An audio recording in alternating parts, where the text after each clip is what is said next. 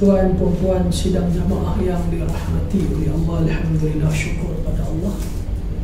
Pada pagi ini kita dibagi sedikit ruang dan peluang untuk berkumpul.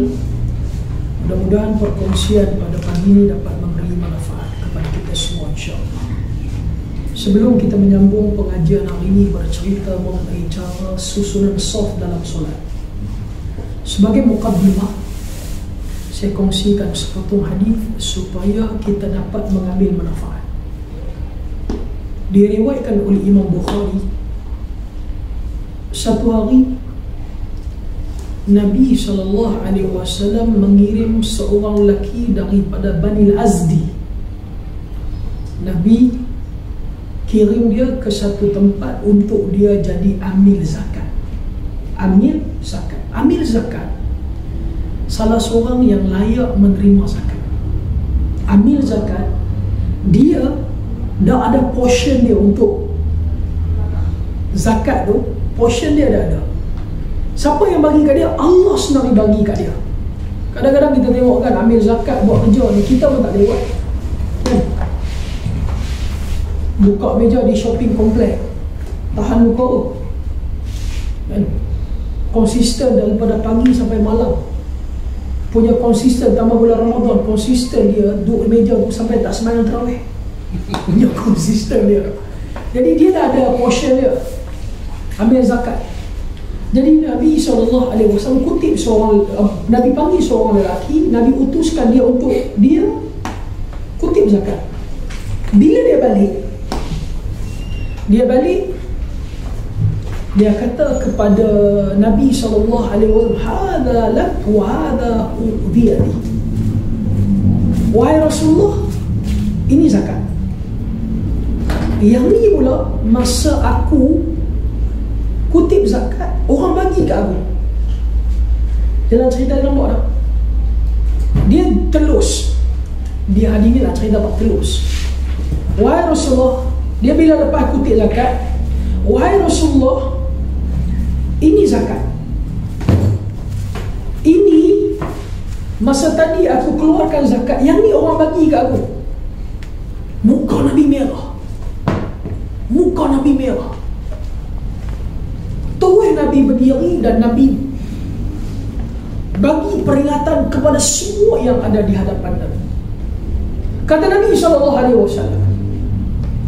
"Fa ini asta'minu rajul minkum." Aku lantik di kalangan kamu salah seorang daripada kamu untuk jadi amil.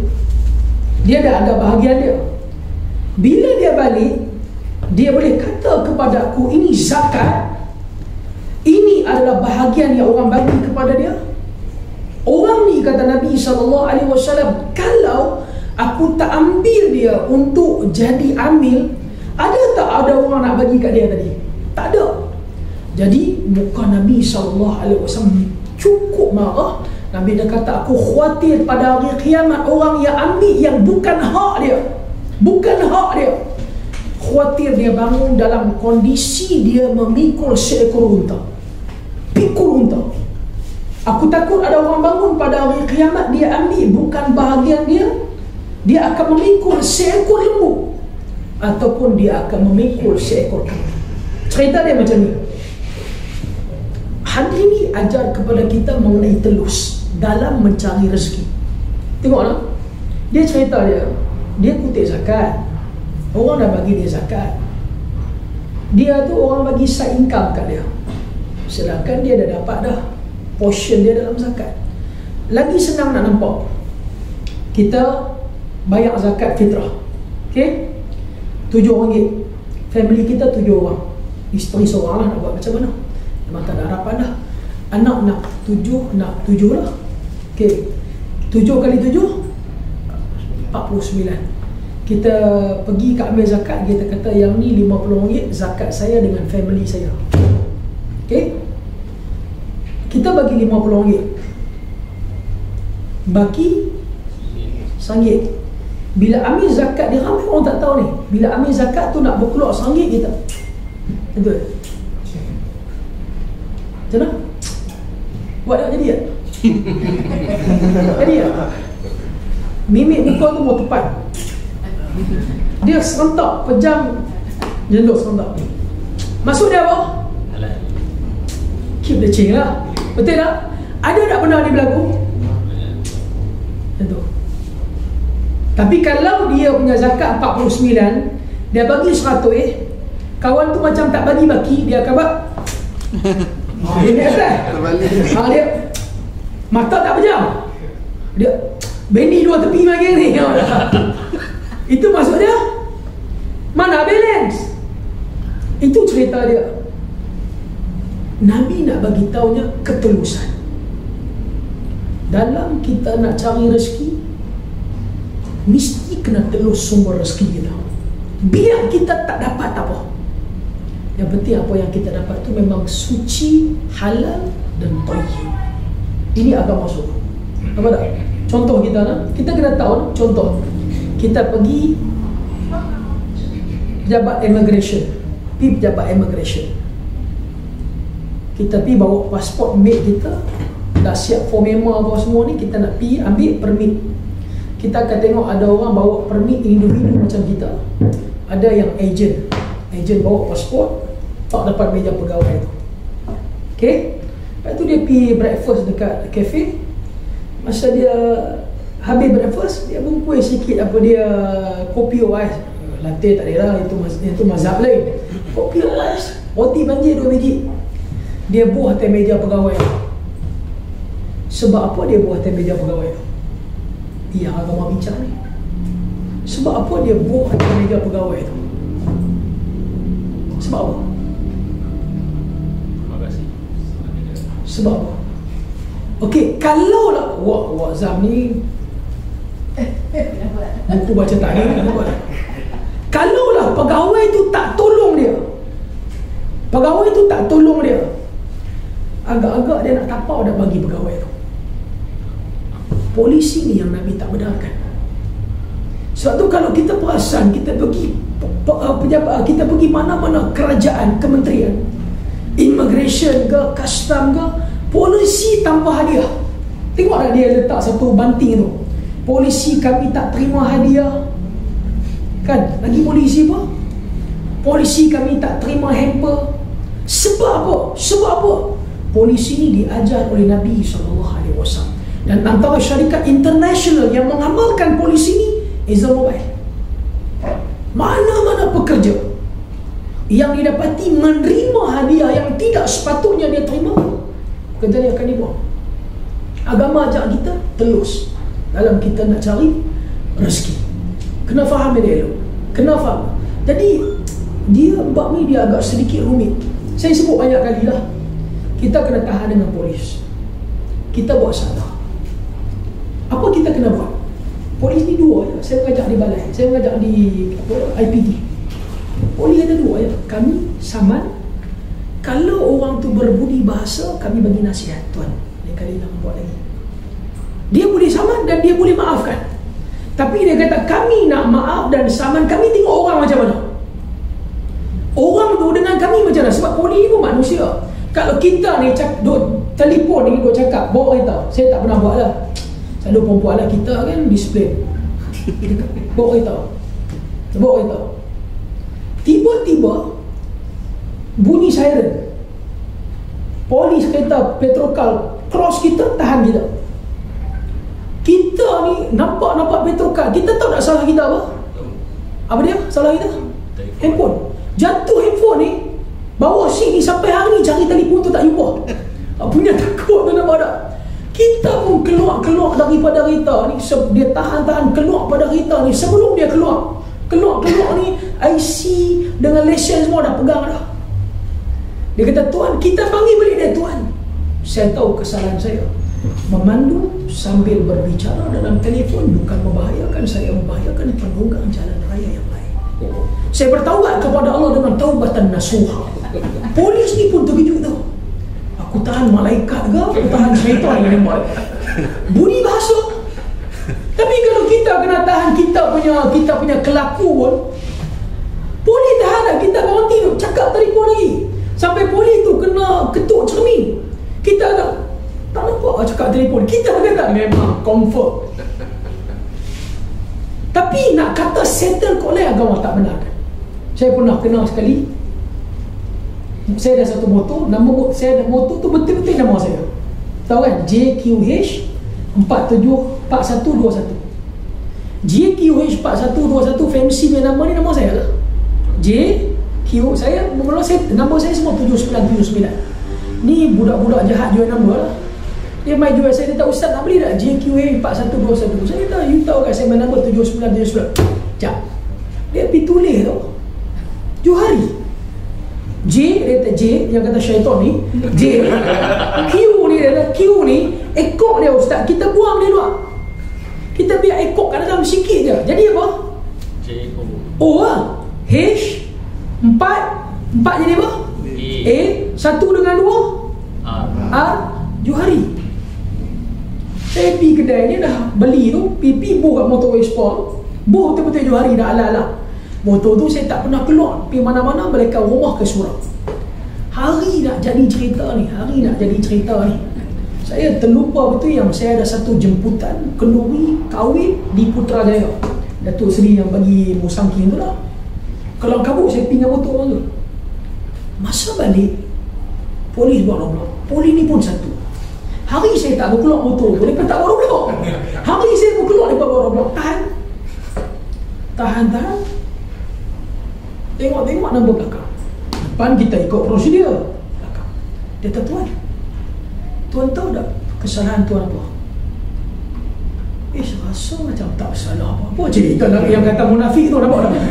Macam tak salah. Nak jadi cerita dekat dengan tur Sungai Ramal, tur Sungai Ramal tu ada satu surau. Nak jadi cerita ni, Allahu Akbar, betul-betul adzan solat maghrib. Solat zuhur. Saya kata, tuan, saya tahu saya salah, tapi Allah dah panggil saya. Saya ke mana pun saya kena pergi semayang. Saat ni saya terlepas semayang sunat. Dia betul-betul terkejut. Dia bagi IC dengan lesen. Biar tak payah main dah. Tak payah main dah. Tu teknik tu tuan-tuan kena mengajar. Itu marketing. Tapi kalau kita salah kan, kita minta maaf, dia tak mau maaf. Nampak tak? Jangan kita mula, atau jangan bagi dia mula. Tak berbaloi masuk neraka sebab tu. Itu je saya nak beritahu. Tak berbaloi. Kita kena saman paling banyak apa? 300. Buat rayuan 100. Kita nak bagi dia 50. Tak berbaloi nak masuk neraka. Jangan bagi dia mula, jangan kita mula. Jangan dia duk pegang sama, dia tengok kita. Ni salah ni, dia ketuk buku saman tu, kira bukan ketuk saja. Salah ni. Tu sampai dia ketak. Salah ni. Ni, I nak bagi tahu, dia cakap I dengan you. Ni I bagi tahu, kalau I keluar sama ni 300. You tahu tak? Hari ni ikan temenung harga berapa? Dia masuk bab ekonomi. Tahu dia ikan temenung? Ikan kemuk. Dia kata, you tahu tak harga ikan temenung apa? Tak tahu tak? Kalau you pergi market, you tengok ikan temenung punya harga, you akan temenung. Tu dia ajak kita. Lepas tu kira macam mana? Dia tanya kita kan, lepas tu macam mana? Dia kata macam tu lah. Kita buat bodoh macam tu lah. Dia memang ini duk kira macam mana? Kira macam tu. Dia duk kira macam mana? Kira apa dia mau? Dia nak tak maafkan. Tak maaf tuan tulis sama. Jangan kita mula, jangan bagi dia pula. Masuk neraka tak berbaloi dengan duit kita bagi kat dia. Ar-rashi wal murtashi. Siapa yang bagi, siapa yang terima, kata Nabi SAW, dua-dua dalam neraka. Dua-dua dalam neraka. Jangan. Saya pernah kenal sekali lah bulan Ramadan, saya punya program terlalu pack. Saya keluar daripada KLCC, ada kuliah pukul 2. Saya betul-betul kena ada di Putrajaya pukul 2.45. Boleh bayang tak keluar pukul 2, sini punya jalan macam mana? Suku nyawa punya jam. Saya masuk kok Smart. Smart tu berapa kelajuan Smart? Siapa tahu? 60. Saya bawa, masa tu saya 18 kot. Mereka boleh tembak bawah tu polis. Mereka boleh tembak. Keluar tu tengok tahan. Cik tahu tak berapa kelajuan bawah tu? Saya kata saya tak berapa tahu, tapi rasa tadi macam bawa slow. Dia kata bawah 60. Tak apa, dia tak apa. Hari ni kita tak sangat, dia kata. I skill dengan lesen. bagi. Tahu tak hari ni saman dia boleh terus print out? Tahu tak? Tak tahu? Tak tahu. Kena bagi kena saman sekali baru tahu. Dia boleh print out, dia keluar sampai 12 keping. Saya kata dia, tuan, tadi kata tak saman. Dia kata yang ni bukan hari ni, yang ni yang lepas-lepas. Saya kata takkan sampai 12. Tahu dia tak apa maksud?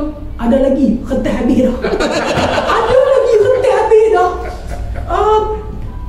Sejak hari tu masuk semat tu 60 sejak hari tu masuk dah yang ada ni, yang lama-lama ni, yang kita dah setahun ni punya sama ni. Oh tuan-tuan, nak kata agama tak bagi saya tak ada senang.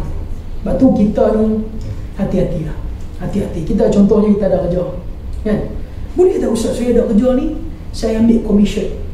Terms kita macam mana dengan company? Terms kita basic dia 1,000 contoh. Anjur SPG cerita dapat 3,000 ke, 4,000 ke, 500 ke, 1,000 ke, apa kita punya ni. So kita boleh ambil berdasarkan commission. Kalau kita nak buat benda lain yang melibatkan industri yang sama, kita kena dapatkan kebenaran. Ni agama ajar ni, supaya dua-dua pihak rasa selesa dan dua-dua pihak rasa telus. Agama ajar kita lambat rezeki, kena hati-hati. Nabi SAW cukup larang mengkhianati satu amanah yang dibagi kepada kita. Saya mengajar 2 hari lepas, ada seorang sahabat, anak dia dah pergi ambil lesen motor.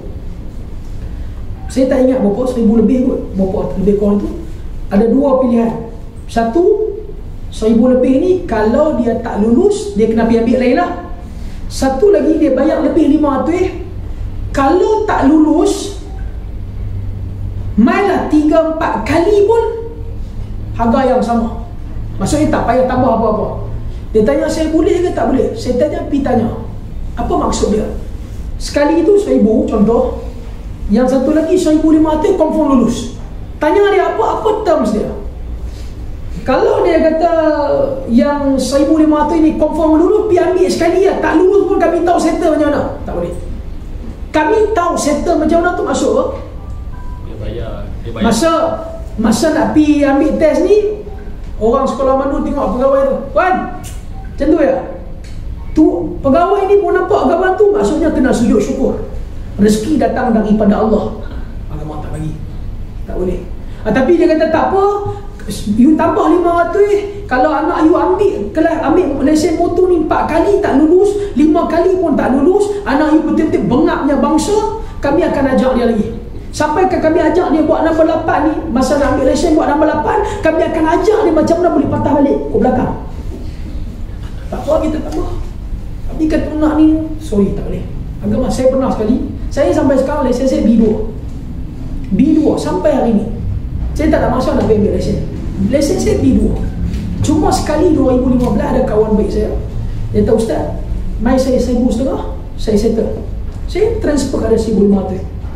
Lepas 2 bulan saya call dia ni, bila nak pergi test? Tak bayar test, ustaz duduk rumah ya, lesen akan main di rumah. Saya kata dia tak boleh ni, agama tak bagi. Tak apa ustaz, sibuk punya orang, tak apa, saya settle semua. Dah saya kata bang, tak apalah, saya tak ada lesen pun tak apa, 1,500 tu pun melingkup orang lah. Saya tak mau, sebab agama tak bagi. Agama tak bagi. Kita nak ada keberkatan dalam sumber yang kita dapat. Nah, hati-hati dalam bab sumber rezeki kita. Apa-apa pun mengikut terms kita. Kita kerja ikut terms. Ingat elok, kita kerja dengan syarikat. Kalau syarikat tak benarkan, sepanjang kita kerja, kena fokus kerja, pegang telefon, nak balas WhatsApp peribadi pun tak boleh, nak pegang Facebook pun tak boleh, ikut saja. Ikut saja. Kena ikut, sebab itu terma yang kita dah setuju. Tapi kalau syarikat kita kata, you kerjalah, layanlah Facebook, layanlah Instagram, balaslah WhatsApp, tak buat kerja pun tak apa.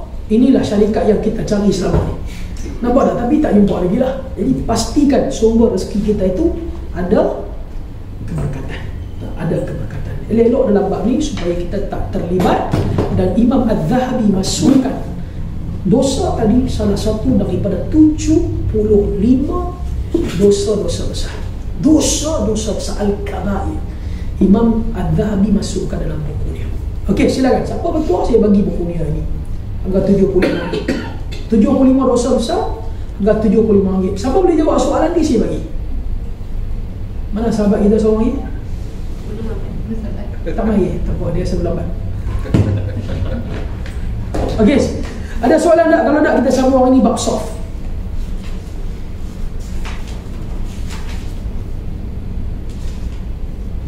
Ustaz, kalau dah selesai kerja, kalau kita bagi sikit. Selesai kerja dah, semua dah selesai. Tanda Contoh. Macam buka selalu deal dengan mahkamah semua kan. Bila minta diorang approval semua dah dapat, tapi kadang-kadang juga ada Saya faham keadaan tu. Saya faham keadaan. Bila semua dah selesai, kau bagi dia makan sikit, macam bagi lunch ke apa-apa, okey tak? Itu termasuk larangan. Termasuk larangan. Walaupun selesai lah. Awak bertenang awak. Relax. Dia macam ni kak, saya buat contoh lah. Contoh tu. Kita buat pinjaman bank dengan bank. Pegawai yang uruskan dokumen kita, pegawai tu dia dapat gaji tak? Dapat gaji kan? Okay. Kita pun bagi dokumen, dia WhatsApp kita. Dia kata, you punya pinjaman ni, I tolong luluskan. Tolong luluskan sebab kita pun tahu dokumen kita pergi mana-mana bank pun lulus. Kita pun dengar dulu, okey Alhamdulillah, you free dah hari ni, I nak bawa you pergi lunch. Tujuan kita bawa dia pergi lunch untuk apa? Appreciate kan? Okey, kalau dia telefon kita, you punya dokumen banyak teruk gitu. Bukan kata nak buat pinjaman welfare, ingat yang kereta yang nak potong belakang tu pun belum tentu lepas. Ada sendiri kereta nak potong. Kereta itu rem hitamnya, itu sampai rem, itu enjin tak ada memang semua tahu. Itu pun belum tentu lepas tu. Kita pun dengar tak lepas ke? Tak boleh lepas. You free dah, I nak ajak you pergi lunch. Ada tak orang nak bunyi, you free tak, I nak ajak you pergi lunch? Ada tak? Kalau situasi tadi tak apa, dengar dia maki dokumen kita teruk lah, itu pun tak ada, itu pun ada hati nak pakai apa dia welfare pun nak pakai yang full spec. Dia maki kita cukup-cukup, lepas tu dia suruh kita beli kereta potong tu. Itu potong pun kalau bagi pinjam bank, sebelah saya lulus tau, sebelah lagi tak lulus tau dia kata. Kita dengar itu, kita kata, you free dah ini hari I nak ajak you lunch. Yang tu boleh. Sebab apa boleh? Kita tak ada apa-apa kepentingan. Agama ajak terus. Kawan ni, dia dah dapat dah tau. Dia dah dapat zakat dah. Dah zakat, dia kutip, dia dah ada portion dia. Tapi orang bagi tambahan dekat dia. Tambahan tu tidak dibenarkan oleh Nabi yang mulia sallallahu alaihi wasallam. Ustaz, ya. apa pun niat juga Ustaz. Niat kita apa dia? Niat tadi tu memang tak ada apa-apa, tapi ujungnya tu ujung dia apa dia? Ujungnya lepas. Esok boleh bagi kuliah semua. Betul lah, niat sebab tu lah bagi. Saya cakap tadi tu, kita belanja dimakan, kita memang ada masalah. Dia macam, dia tak tahulah. Kalau selepas belanja makan tu, dia pun okey. Sebab tu Nabi tak bagi kita makan budi. Itu soalan dia. Nampak tak? Kita dalam dia macam ni, dia senang. Nabi tak mau bagi kita makan budi. Bila kita ni baik dengan orang, nampak tak? Saya baik dengan ramai orang. Jadi kadang-kadang bila dia ada isu, dia call kita. Kalau kita makan budi dengan dia, kita akan jawab sesuai dengan apa dia nak. Berarti ni ustaz ni boleh ke dia? Saya rasa okey kot. Dia tanya kita boleh ke? Lepas tu dia kata saya rasa okey. Maksudnya dia tanya kita, dia nak kita ni mengokeykan apa yang dia tanya. Lepas tu dalam isu ni, Nabi SAW ajak kepada kita kena clear cut betul-betul, kena jelas betul-betul, insyaAllah. Jadi Alhamdulillah, kita kata dia bagi kita lulus apa semua, Alhamdulillah. Dan kali dia kata my office tu untuk apa? Kalau dia my office, kita jamu dia atas dasar tetamu tak apa. Dasar tetamu tak apa, sebab tetamu perlu diraih dalam agama. Tetapi kalau lah sebab dia lulus tu, kita pun nak belanja dia ke, pergi hantar kek ke kat dia dan sebagainya, ada sebab, dan sebab tu tidak dibenarkan oleh Nabi SAW. Walaupun niat kita baik, tapi oleh kena tidak menghalalkan cara kita tersebut. Wallahualam. bermakna apa-apa pun daripada niat lah. Apa-apa pun. Tapi kalau niat kita nak sedekah jariah pun tak boleh. Tapi jariah tu kan nanti ujungnya tu yang ni tak boleh bagi kuliah Zuhur. Kena dengar banyak lagi kuliah Zuhur. Yang ni memang tak boleh bagi. Setakat ni saya tarik baliklah kuliah Zuhur tadi. Dia kena dengar banyak lagi kuliah Zuhur. Betul. Niat kita betul. Dia macam tadi ya. Macam tadi kawan saya kan. Kawan saya kerja JPJ, runner JPJ. Runner JPJ. Saya tempah nombor BMW 7979. Nombor 7979 ni masa tu ramai orang nak. Jadi saya tempah. Saya masuklah certain. Ada member ini mesti kalah. Mesti kalah. Cina nombor ni Cina akan masuk 15-20. Sebab BMW kan sekali keluar kan. Lepas tu je no. Tak apa. Saya ada. Ustaz bagi saya 10k. Saya settle untuk Ustaz. Saya tak nak isi borang. Tak payah isi borang Ustaz. Saya ada. Kita kan sahabat. Kita sahabat kena kat hang. Kita sahabat kena kat hang. Dia ambil duit tu, dia pergi jumpa pegawai dalam. Lebih kurang yang ni, dia akan keluarkan resit. Saya masuk tender dan saya menang nama. Walaupun saya tahu harapan kita memang tipis, mungkin kita kena keluar lebih sikit, tapi kita tahu kalau dapat rezeki kita, tak dapat alhamdulillah, bukan rezeki kita. Dan ingat, bila kita tinggal sesuatu kerana Allah, Allah akan lipat gandakan sesuatu untuk kita. Sahabat saya nama Johari juga, duduk di Kuantan. Kalau kita lalu Kuantan, ada Petron dekat dengan LHDN tu dia punya. Dia ni, dia kerja apa? Dia ada bengkel repair kereta besar di Kuantan. Pendapatan dia without fee satu hari 30k.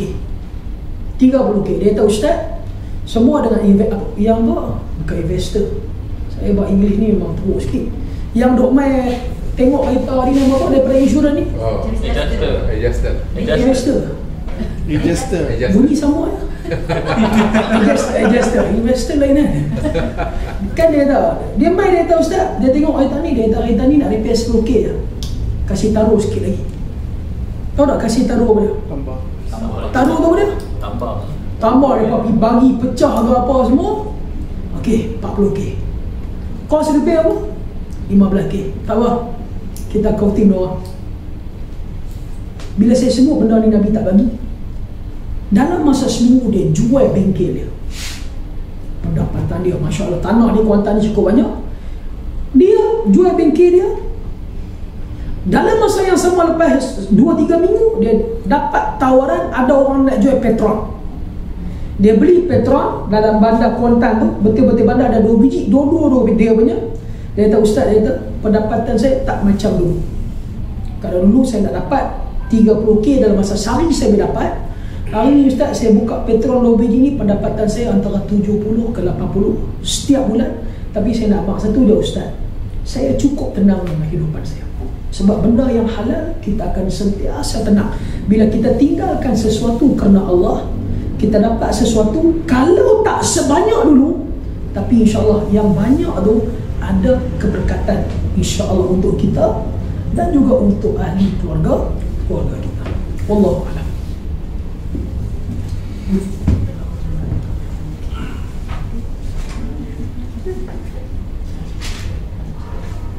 Kita masuk lagi bab soft.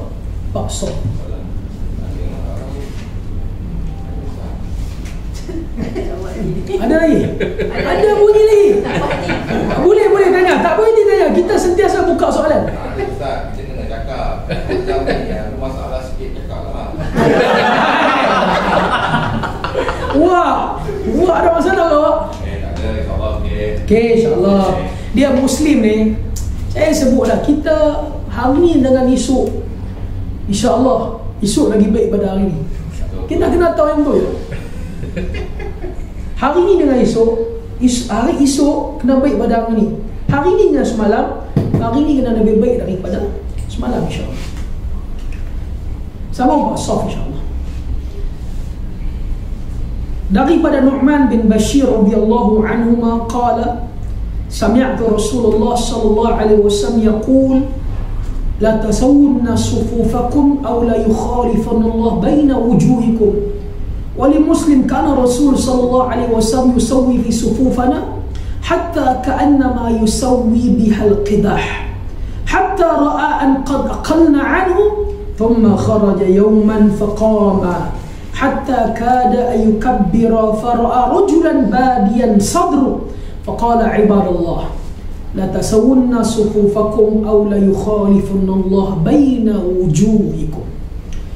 Daripada Nu'man bin Bashir, sahabat Nabi, kata dia Nabi SAW bila nak solat, Nabi akan berdiri lepas iqamat, Nabi tengok sahabat belakang Nabi. Kata Nabi, sawu sufufakum, betul dan luruskan saf. Betul dan luruskan saf itu adalah kesempurnaan solat. Apa maksud betul dan luruskan saf? Siapa boleh bagi tahu saya? Saya bagi buku ni free. Apa maksud betul? Apa maksud luruskan saf? Wazam buku itu baca bagi habis dulu, baru boleh jawab. Apa maksud betul dan luruskan saf? Apa maksud dia?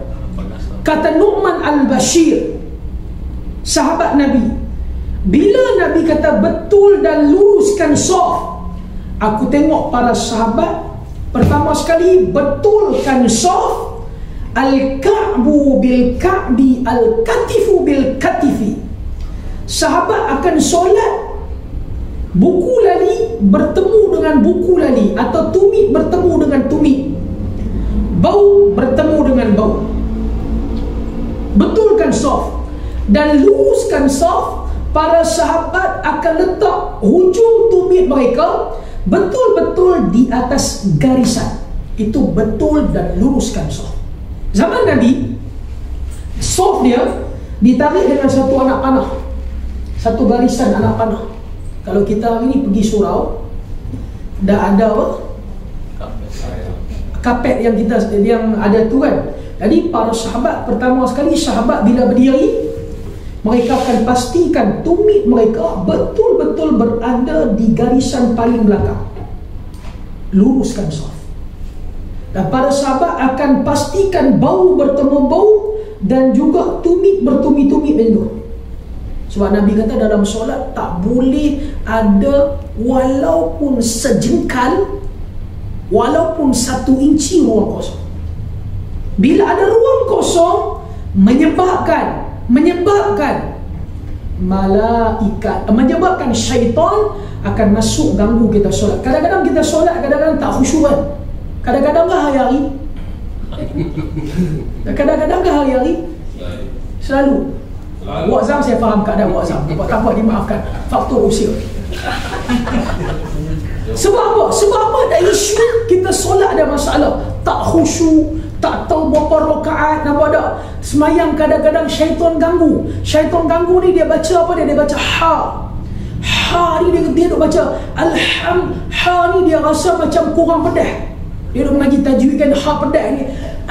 Dia tak kurang pedas. Sekali duduk pula tahiyat pula atah, macam lebih pedas pula. Dia duk main kurang pedas, lebih pedas. Sebab apa kena gangguan ni? Saf dia ada masalah. Setiap kali bila kita solat, kita rasa ada isu, saf kita bermasalah. Macam Nabi sebutkan, kadang-kadang dalam satu family kadang-kadang bergaduh. Benda isu kecil, benda sepatutnya tak bergaduh, boleh bergaduh, boleh masam muka. Sebab apa?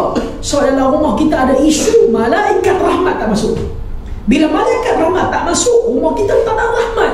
Bila tak ada rahmat, benda yang sepatutnya tak ada isu jadi isu, akhirnya bergaduh.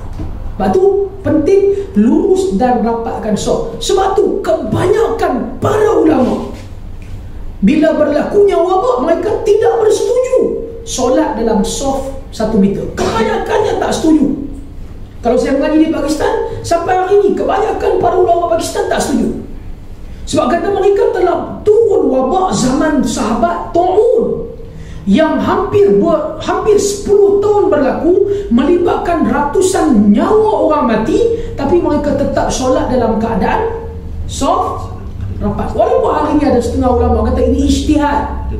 ijtihad, nasihat WHO dan sebagainya. Cuma saya nak bagi tahunya, kalau dalam situasi biasa, tolong rapatkan saf. Aduh, kita tengok orang Arab solat kan, dia tak biar langsung. Dia senang faham kira solat rapatkan saf ni macam kita solat dalam raudhah. Ceritanya, kita solat dalam raudhah ni macam mana? Solat siapa pernah pergi umrah kan? Kita semayang dalam raudhah ni macam mana? Penuhkan Memang betul-betul rapat punya lah, tak bagi camnya, betul tak? Macam tu sepatutnya solat. Saya mula-mula mengajar hari ni di Pakistan. Saya tengok orang Pakistan ni betul-betul rapatkan saf di universiti kami. Kita student baru, orang Pakistan tu main, dia main kat saya, dia main. Kita jenis nak selesa ni 20 kali 70 ni, umur intermediate ni. Dia main, dia rapat dengan saya, dia rapat kaki dia biar bertemu itu. Saya pun duk tengah sekarang, dia ni main mana tak cempera dengan kaki ni. Kita pun macam tu, dia main rapat lagi. Saya pun jelas kuih ni, kita pun main ni. Last sekali dia main, dia cari kaki saya tak jumpa. Maksudnya saya dah buat macam ni dah, Hamai lagi dia dah cari kaki ni mana. Dia tak tahu kaki kita angkat sebelah dah. Kita tak tahu benar ni. Bila kita mengaji kita tahu. Nabi suruh betul, kalau orang tanya kita betulkan saf al-ka'bu bil ka'bi, kaki kita rapat dengan kawan kita, bau rapat dengan bau, lurus, tumit kita betul-betul berada di garisan belakang. Ini betul dan luruskan saf. Yang diberitahu oleh sahabat Nabi, nama dia Nu'man al-Bashir. Nama dia Nu'man al-Bashir. Kenapa? Kerana kata Nabi, betul dan luruskan saf itu adalah kesempurnaan solat. Kata Nabi, dengan kamu betulkan saf akan merapatkan hati kamu sesama muslim. Kadang-kadang kita sama-sama jamaah surau masjid bergaduh, masam muka, isu dia perbaiki saf. Kadang-kadang kita solat jamaah di tempat kerja, kadang sama-sama rakan sekerja pun bergaduh, masam muka, isu dia apa dia? Saf. Rapatkan saf. Dan ini arahan baginda Nabi yang mulia sallallahu alaihi wasallam. Merapatkan saf dalam solat adalah merupakan kesempurnaan kepada solat. Okey, tanya dulu insya-Allah sebelum kita sambung lagi. Bab saf.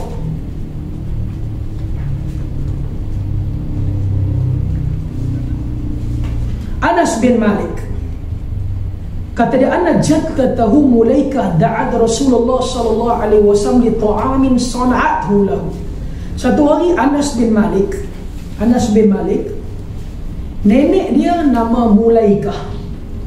Mulaikah ni bagi tahu kepada Anas bin Malik, tolong panggil Nabi mai rumah, nenek nak masak, nak jamu Nabi.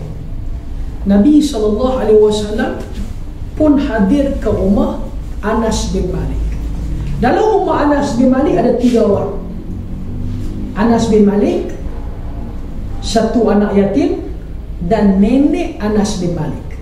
Sebab apa nak mention? Sebab mana-mana perempuan tak boleh benarkan mana-mana lelaki yang suami dia tak suka masuk dalam rumah ketika mana suami tak ada. Mana-mana lelaki ni maksud dia apa dia? Lelaki yang bukan haram, bukan mahram, tak boleh lah, memang tak boleh. Mana-mana lelaki di sini maksudnya mana-mana lelaki yang merupakan mahram isteri kita. Kalau nak masuk dalam rumah kita, isteri mesti kena minta izin suami. Contoh. Lagi kita akan nampak sebab apa. Contoh, dia duduk di Gombak. Abang dia duduk dia, ustaz. Abang dia nak main meeting di KL. Sampai 3 jam awal dia pergi tempat kerja dah. Isteri dia di rumah. Abang ipar dia, abang isteri dia tiba-tiba sampai depan rumah. Kan? Dia nampak abang dia, abang kandung dia tu. Kau sampai abang saya mai. Suami dia pun punya abang saya mai. Dia tak, abang ada tempat kerja ni. Tak, abang saya mai. Abang saya mai. Dah, abang tak mai, abang ada tempat kerja. Dia duduk jadi kelinga. Abang Oh abang saya, abang kandung saya yang keluar pada rahim mak saya tu mai. Oh, aku faham. Okey, bagi masuk. Sebab apa? Tahu tak sebab apa? Abang dia mai rumah dia. Abang dia main lambat, dia buat action apa? Salam tak bagi dapat sebab tu pun jangan minta buku itu. Jadi apa dia? Sebab apa? Okey, sebab tahu sebab apa? Dia kenal tak yang tu abang dia? Kenal kan? Jiran tahu tak yang tu abang dia? Tak tahu kan? Jiran ni kira kalau nak goreng bawang ni dia nak bagi hangit terus. Dia ni jenis ayam bawang lebih ni. Tengok laki dia aja ni jantan mana mai rumah. Perspektif agama ni ajak benda ni sebelum berlaku. Tiba-tiba jiran kau dia, you tahu tak?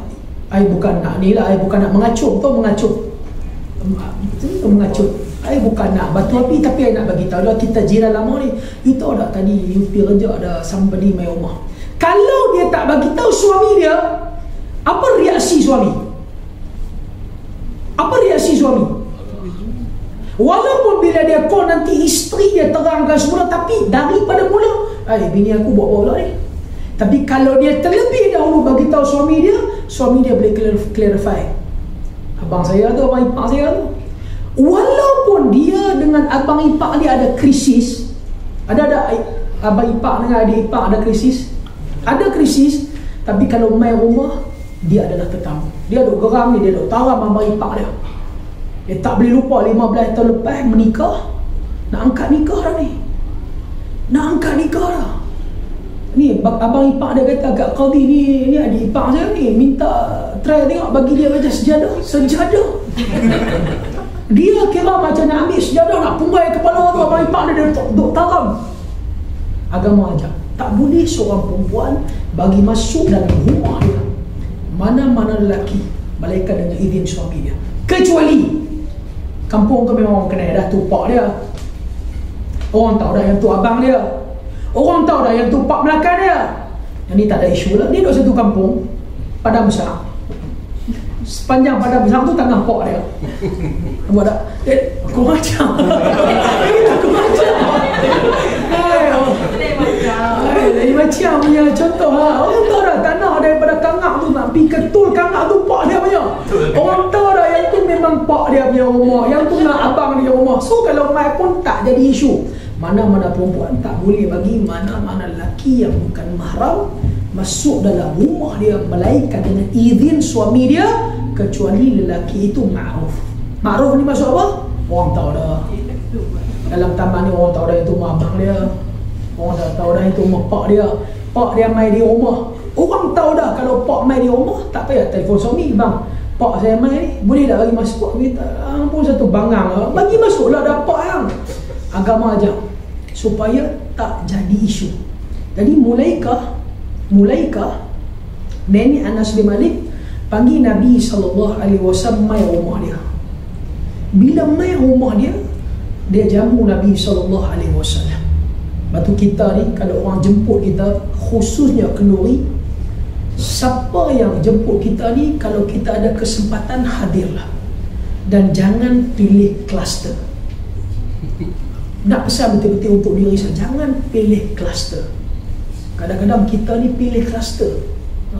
Johor pun tak apa, Kelang pun tak apa bi, sebab yang ni ada apa, somebody dengan kita. Jiran sebelah rumah panggil kenduri tak pergi, sebab apa? Hari jumpa dah. Jangan bila Nabi hadir, walaupun rumah Anas bin Malik, Nabi hadir. Lepas Nabi makan jamuan, Nabi kata kepada Anas bin Malik, fal usalli lakum, bangun, kita solat bersama. Kata para ulama, bukan solat fardu, kerana solat fardu Nabi buat di masjid. Solat di sini solat sunat. Sebab apa Nabi solat? Selalunya para sahabat, bila Nabi datang ke rumah mereka, Nabi akan solat satu tempat itulah mereka jadikan mihrab. Maksudnya mihrab, bila dah tahu Nabi solat di situ, lepas ni kalau dia nak solat qabliyah ke, dia nak solat ba'diyah ke, dia nak solat duha ke, dia nak solat witir ke, di situlah dia akan solat.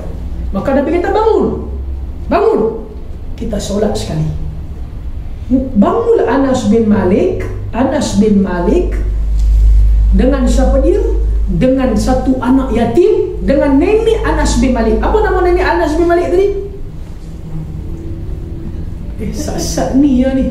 Apa nama nenek Anas bin Malik? Kawan ni orang bawah sangat. Assalamualaikum. Waalaikumsalam. Okey, semua kawan elok. Ya, insya-Allah. Apa nama nenek Anas bin Malik? Belum sempat Google. Belum sempat. Jadi maaf. Cuba Google tadi. Lepas tu saya tahu dah, lepas tu saya bagi keluar. Sekejap lagi dia Google dia buat terkejut keluar kepala. Mulaikah. Apa nama dia? Mulaikah. Tengok tu. Nama dia Mulaikah. Bangun Nabi Anas bin Malik, seorang anak yatim, nenek Anas bin Malik. Anas bin Malik pun dia terus ambil satu hasir. Hasir ni apa dia? Tikar yang dianyam daripada pelepah korma. Dia macam ni lah, senang nampak. Orang tua-tua dulu ingat tak? Tikar ni sentiasa ada rumah. Tetamu mai dia akan bentang tingkap mengkuang tu. Dululah masa Pakistan belum bawa teknologi kapet lagi ni. Bagi tahu dia tak salah kalau kita solat kita nak guna hamparan. Tak salah. Tapi kalau tempat tu dah bersih, sunnah solat tanpa menggunakan sebarang hamparan. Kerana Nabi SAW, Nabi akan solat, dari Nabi akan mencecah ke bawah tanpa sebarang hamparan. Dan Nabi hanya guna hamparan bila musim panas. Masjid, tanah panas sangat, tak boleh letak dai, Nabi akan hampar. Cuma guna hamparan, agama ajar satu, jangan hulu, jangan melampau. Satu sejadah cukup dah. Satu sejadah cukup dah. Dulu kan orang kita pergi masjid sebelum Covid ni, dah ada kapet, bubuh lagi sejadah. Selalunya hulu dan melampau di tempat mana? Tempat imam. Dia bubuh sejadah ni berlapis-lapis. Saya pernah ceramah satu tempat di Ceras. Kita jadi solat isyak lepas ceramah, kita berdiri atas kapet tu, sejadah tu, hilang jari semua. Jari kaki semua tak ada. Semua tenggelam dalam kapet. Tak apa lagi. Masa sujud ni, dua-dua masuk. Nak bernafas pun tak boleh. Kira boleh mati syahid dari tu. Kita pun sujud tak lama itu sembahyang sebab tak boleh bernafas.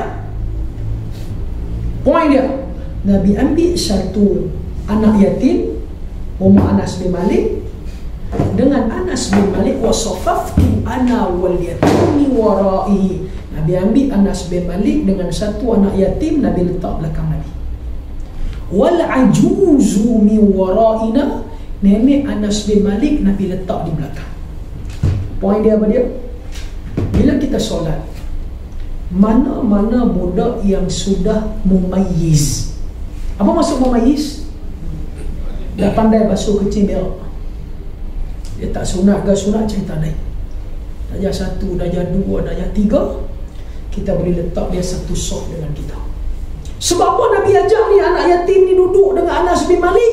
Supaya budak ni boleh belajar cara solat dengan Anas bin Malik. Dia duduk belakang Nabi, dia boleh nampak Nabi rukuk macam mana, Nabi sujud macam mana. Jadi budak-budak yang sudah mumayyiz tak perlu dihalau ke belakang. Orang kita ni ada masalah dengan budak-budak kan. Ya, nampak budak-budak seminggu lepas macam tu kan. Dia panggil pakcik puaka. Pakcik puaka. Oh, pakcik puaka ni yang janganlah masuk dalam mulut dia punya puaka, tangan pun puaka. Tak perlu macam tu. Kita kena mesra budak-budak. Ambil dia. Kalau budak-budak ni kan, selalunya saya tengok budak dia dihalau di belakang tarawih. Budak-budak ni bila kita duduk halau dia di belakang, apa dia buat? Dia main. Dia jumpa pula ahli jamaah yang lain. Pertemuan ni setahun sekali tau. Dia jumpa ahli jamaah yang junior. Sebelum main, dia pas sujud syukur dulu. Alhamdulillah. Agama tak mau benda ni semua. Ambil dia tak. Tak ada anak umur 6 tahun, 7 tahun. 6-7 tahun ni dah pandai basuh kecil berak dah. Bismillah. Pergi masjid surah mu tepi kita. Kalau ada orang halau anak kita pergi belakang, suruh dia pergi belakang. Bukan anak kita pergi belakang. Nabi ajak kita mesra dengan budak-budak. Hasan Hussein, masa Nabi tengah semayang, apa Hasan Hussein buat? Main stand atas belakang Nabi. Stand tau. Dia main stand atas belakang Nabi. Kalau anak kita mati syahid dah budak, Nabi semayang fardu, bawa budak cucu Nabi main masjid. Sampai kan bila mereka main belakang Nabi, Nabi sujud lama. Bila Nabi sujud lama, para sahabat duk ingat apa? Seorang sahabat duk angkat kepala, tunduk balik, sujud balik. Ingat apa? Rupanya Hasan dan Husain tengah main belakang Nabi. Nabi pun tenangkan para sahabat. Dalam hadis lain, Nabi tengah khutbah Jumaat, Hasan Husain duk main belakang, jatuh, turun pada mimbar. Nabi dukung Hasan Husain naik atas mimbar. Nabi kata, dua-dua ni adalah kewangian aku. Maksudnya Nabi nak bagi ni budak-budak main masjid bising pun tak apalah, budak-budak main masjid main pun tak apalah. Nabi ajak mesra. Jadi kemudian perempuan Nabi letak di belakang. Jadi soft paling baik perempuan di belakang. Kalau perempuan tak boleh letak di belakang, separatekan mereka daripada lelaki.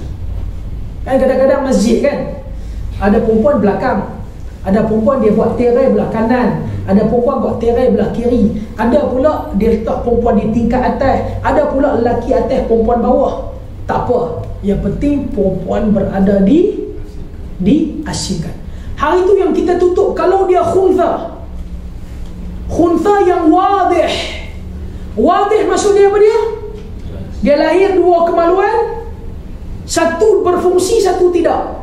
Bila kita nak tahu fungsi ni, tanya soalan, bila kita nak tahu fungsi ke tak? Wazam dalam bab ni cukup berfungsi. Bila okey, bukan daripada IC nya, saya ingatkan betul, bukan daripada IC. Bila kalau dia cenderung pada perempuan, dia lahir dua kemaluan, dia main satu hormon dia tu, dia lebih kepada perempuan. Nampak tak? Tubuh badan dia lebih pada perempuan. Dia datang period dan sebagainya, dia khuntha yang wadih. Kalau dia lebih pada lelaki, dengan jambang, dengan janggut semua, lelaki. So kalau wadih, kedudukan dia dalam solat berdasarkan lelaki atau perempuan. Tapi kalau dia muskil, dua-dua function, auto dengan manual, dua-dua jalan sekali. Jenis kereta seri 1.2 AMT ni, auto manual transaksi ni 1.2, bukan yang tak ada enjin belakang ni, nak potong dua. Tadi dia bab ni tadi dia pada gelak lah. Lu main lambat tak payah gelak. Jadi dia kita letak antara lelaki dan perempuan.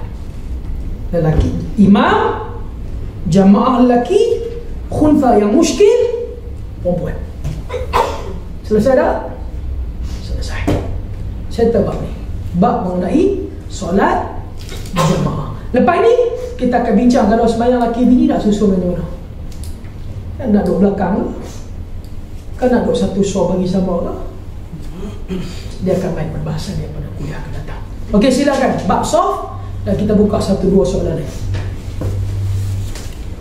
Silakan. Anas bin Malik tadi, Nabi anak yatim tu Satu soft. Soal yatim dengan Anas bin Malik satu soft. Oh, tapi belakang lah, bukan tepi. Belakang Nabi. Maksudnya wasafatu ana wal yatim min warai. Kata Anas bin Malik, Nabi ambil aku dengan satu anak yatim, satu soft min warai, di belakang aku. Di belakang Nabi maksudnya Nabi depan, Anas bin Malik dengan anak yatim tu. Nenek Anas bin Malik nama Muslihat. Memang banyak muslihat. Mulaika letak di belakang Anas bin Malik. Clear tak? Kira dia cerita macam ni lah, senang. Kita di rumah kan, anak darjah 4 seorang, darjah 6 seorang, dua-dua lelaki, isteri. Kita jadi imam, anak kita 2 orang pun di belakang kita, isteri kita di belakang anak-anak kita. Clear insyaAllah? Ha? Kalau seorang anak kena beranak lagi supaya ramai sikit. Kalau seorang anak, okey, seorang anak, suami, anak berada di sebelah kanan suami anak lelaki, dan isteri berada di belakang. Anak perempuan? Kalau anak perempuan, suami anak perempuan dan isteri. Kalau dua bini pula kan. Kalau dua bini berani letaklah satu soft di belakang. Tengok pun tak ada. Kalau kita boleh tangkap ya, mula-mula jahat ni semua kita. Lewat nak. Dia jadi Ustaz ada cakap pasal isu tadi kan, Ustaz tu kan. Kalau kita dah buat semua tu, dia tetap datang lagi. Itu macam Kita dah buat. Dia Dah buat sah, kata orang Kita dah masbuk. maksudnya masih kacau lagi. di zulmi Allah. Itu kalau kacau, syaitan tengok dia pun kata, oh ini orang banyak terus, saya pun tak nak kacau dia macam. Kalau isu macam tu, dia macam ni, dia ada banyak sebab yang menyebabkan solat kita ni ada masalah. Bukan soft saja. Soft ni salah satu cara penyelesaian. Ada banyak lagi masalah. Lepas tu Nabi SAW pesan bila nak solat ni, salah satunya untuk bagi khusyuk, Nabi kata jangan isti'jal. Isti'jal ni maksud apa? Jangan terburu-buru. Kita jangan setiap benda yang kita buat isti'jal terburu-buru mesti masalah. Betul tak? Mesti ada masalah. Nabi ajak bil hudu. Ada seorang sahabat, dia kira masuk dalam masjid ni, dia isti'jal, nama dia Abu Bakrah. Bukan Abu Bakar, Abu Bakrah. Apa dia buat? Dia masuk-masuk, dia tengok Nabi dan sahabat dah ruku. Dia baru masuk, kira kalau dia masuk dalam soft tu, dia terlepas soft. Apa dia buat? Dia masuk Allahu Akbar, dia ruku daripada belakang. Sambil ruku, dia jalan masuk dalam soft. Wazah, mai saya nak tunjuk je lah. Saya ada Ustaz, saya ada, dia pinggang tu. Tengok, ada member tolong backing lah. Dia pun, dia ruku, sambil ruku dia jalan seluruh, dia masuk dalam soft. Lepas solat Nabi beritahu, apalah buat macam ni. Nabi kata mana yang dapat, mana yang tak dapat tambah. Maksudnya Nabi kata jangan terburu-buru. Sebab terburu-buru menyebabkan kita hilang khusyuk dalam solat, kacau. Jadi banyak sebab menyebabkan kita kacau dalam solat. Tapi kalau terlalu kacau sampai ganggu ni, dah baca Fatihah ke tak baca? Benar? Dia main dah baca ke tak baca? Doa at-tahiyyat. Sekali dah habis dah, innaka hamidun majid. Tadi baca tak baca? Atau tak at-tahiyyat ke aku baca hamid terus ke? Nabi pesan kalau orang ada masalah macam ni, dia panggil was-was. Dia ada satu was-was, satu syak. Syak bila kita solat kita tak tahu berapa rakaat. Yang tu kita panggil nama dia syak. Nabi sebut. Tahu tak solat tak tahu berapa rakaat? Thalathan atau arba'an, tengah semayang tak tahu 3 ke 4. Wak pernah berlaku dah wak? Hari-hari. Biasa. Sorry dia tak baking lah wak. Dia tak baking lah. Dia baking sekali-sekali je lah wak dah. Itu 3-4 biasa semayang zuhur. Ada orang semayang zuhur dia tak tahu 7 ke 8. Dia tak tahu ni 7 ke 8, dia tak tahu. Jadi bila kita solat dia main tau, kacau, dia main jiwa kacau. Baca tak baca? Kata Nabi, faliyasta'in billahi minasyaitanir rajim. Kamu bila ada isu macam ni, kamu tak tahu, jiwa kamu kacau, a'udzu billahi minasyaitanir rajim. Kemudian kata Nabi, berpalinglah sebelah kiri kamu dan iludahlah sebanyak 3 kali. Yang Nabi pesan ni kepada Uthman bin Abi As, fafa'altu dhalik fa'adhaballahu anni. Aku bila ada penyakit ni, lepas Nabi pesan, aku buat sekali saja, hilang terus penyakit ni daripada aku. Mai semayang duk mai baca Fatihah, tak baca Fatihah, dia mai jiwa kacau. A'udzubillahi minasyaitanir rajim. Teruskan solat. Isyarat ludah, jangan ludah betul-betul. Kawan tu kena tengah mayang dia pun dia bagi betul-betul keluar keluar hijau je. Nah, jangan isyarat ludah saja, bukan suruh ludah betul-betul. Dan sahabat ni punya iman, Nabi suruh buat. Dan kata Uthman bin Abi, aku buat sekali, penyakit ni hilang terus daripada aku, jiwa kacau ni semua hilang semua. Jadi itu salah satu saja cara nak kita khusyuk. Ada banyak lagi cara. Salah satunya Nabi suruh rapatkan soft. Dan poin rapatkan soft, mengikat jiwa antara jamaah yang mengerjakan ibadah solat. Wallahu a'lam. Pagi kita sambung hadis seterusnya insya-Allah. Hadis mengenai solat Nabi SAW dengan Anas bin dengan Abdullah bin Abbas. Solat dua orang ni nak buat macam mana? Masanya Abdullah bin Abbas tidur di rumah Maimunah. Maimunah siapa dia? Maimunah ni mak saudara Nabi. Mak saudara Abdullah bin Abbas. Nanti dia akan main perbahasan juga dalam masalah aurat. Kan? Kita ni dengan apa dia pak belakang lelaki kita ni kira macam mana? Kan? Kita pula dengan mak belakang bini kita kira macam mana? Kita pergi rumah dia, tidur di rumah mak belakang bini kita, kira mak belakang ni kira macam mana orang kita? Itu tak, dia mak belakang isteri kita.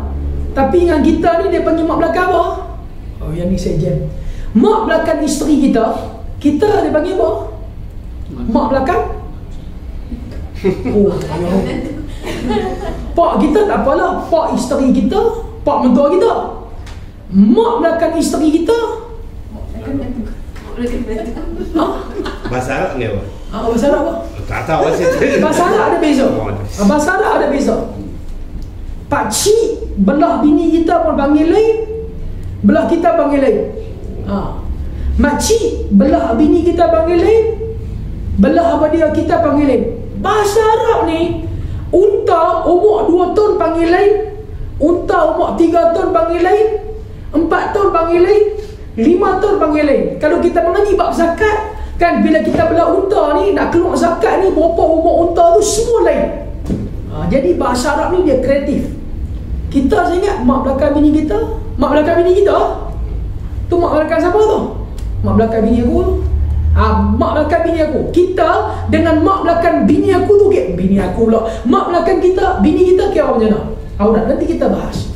Kita bahas nanti insya-Allah. Macam saya mengajar 2 hari lepas, orang tanya mengenai masalah mak tiri dengan apa dia anak tiri ni kira macam mana. Sahabat dia kata, pak dia umur 73, mak dia meninggal dunia, pak dia pergi kahwin dengan satu perempuan umur 33, dia umur 43. Mak mentua, mak tiri dia dengan dia siapa tua lagi? Dia tua lagi 10 tahun. Dia tahu ustaz boleh bayang tak? Mak tiri saya panggil kat pak saya abang. Saya ni nak termutar macam emoji gambar hijau, muntah hijau tu. Dia panggil abang. Dia panggil kat pak saya abang. Saya tak boleh tahan. Duk makan sekali ni dia panggil abang ni. Saya rasa saya yang nak menjawab. Ya. Lepas tu dia tanya, saya dengan mak mentua saya ni aurat kira macam mana? Dia panggil tu, perempuan tu mak. Dah relax dulu. Kita tak masuk lagi bab. Kita tak masuk lagi bab. Relax dulu. Jadi dia kira macam mana? Dan dapat dah kes dia. Mak tiri dia dengan dia tua pada mak tiri. Dan mak tiri tu dengan dia kira macam mana? Nanti dia akan main insya-Allah dalam kuliah yang akan datang. Link ni main awal sikit. Allah. Okey, ada lagi tak? Tak ada, kita berhenti dulu insya-Allah. Subhanakallah wa bihamdik. Asyhadu an la ilaha illa anta wa nastaghfiruka wa natubu ilaik. Ini kita tak sembahyang Jumaat. Hari ni hari Khamis. Tak sembahyang Khamis. Jadi hari kita sembahyang Zuhur insya-Allah. Wallahu a'lam. Subhanakallah wa bihamdik. Asyhadu an la ilaha illa anta wa nastaghfiruka wa natubu ilaik. Assalamualaikum warahmatullahi wabarakatuh. Assalamualaikum.